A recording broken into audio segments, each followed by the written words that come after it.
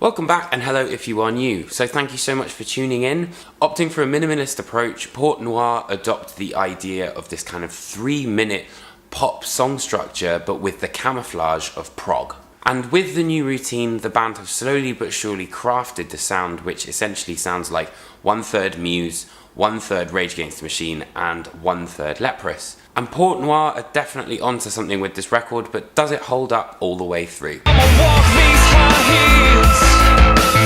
Like a blunt mace coming down black lace, tripping around blurred lines. Now, Port Noir specialise in creating a sound which is just as accessible as it is progressive. Working together, the three-piece specialise in these kind of nuanced vocal runs and also small flurries of guitar work that really kind of add a little bit more colour to the overall vibe of what are kind of quite monochromatic songs really. They're very simple but they work well. And there are sections where the band wear their hearts on their sleeves, for example on Down for Delight, which to me kind of reminded me of one of those like Tool style riffs where it's quite tricky, but you have to remain in the pocket for it to really sound good.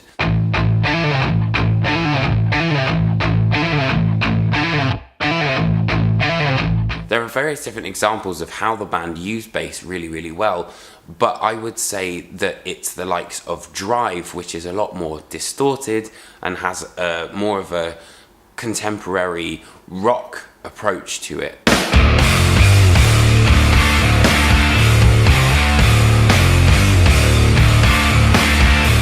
But for me, what really created that overall prog sound was the use of their electronics. Both old-fashioned and low-light work very similarly but also very differently. So you've got, the kind of Daft Punk-esque sound on old-fashioned. Your crystal ball ain't so crystal clear. But then there's more of a timid electronica on low-lights.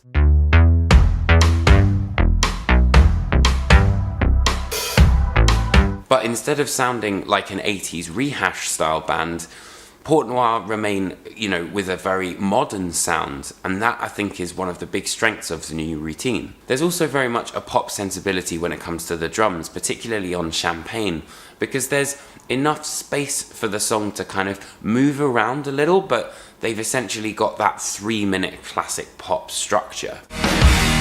You stand in the black so quiet.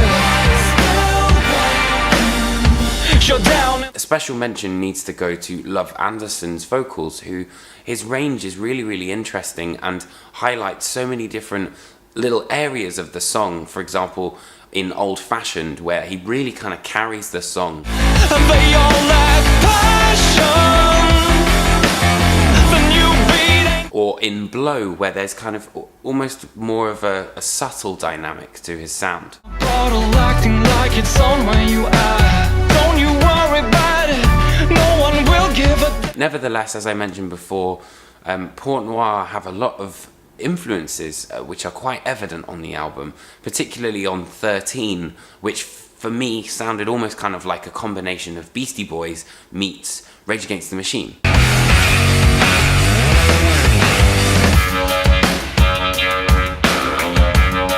And it's the ability of being able to create a sound, drawing from a pool of quite different influences, but also allow themselves to have identity that really quite resonated with me in the record. However, given the fact that the album has quite a lot of tracks, there was a tendency that some of them did blur into another, and I feel that perhaps maybe on the next album, Port Noir will have to differentiate slightly. That being said, the sections that do stand out are really great and definitely worth your time. Port Noir have created a niche for themselves that will no doubt see them become a worthwhile addition to the likes of Agent Fresco and Leprous, which is this almost kind of minimalist prog movement which I think has started to happen. However, on their next album, I feel like they really might need to push the boat out even further to solidify that sound.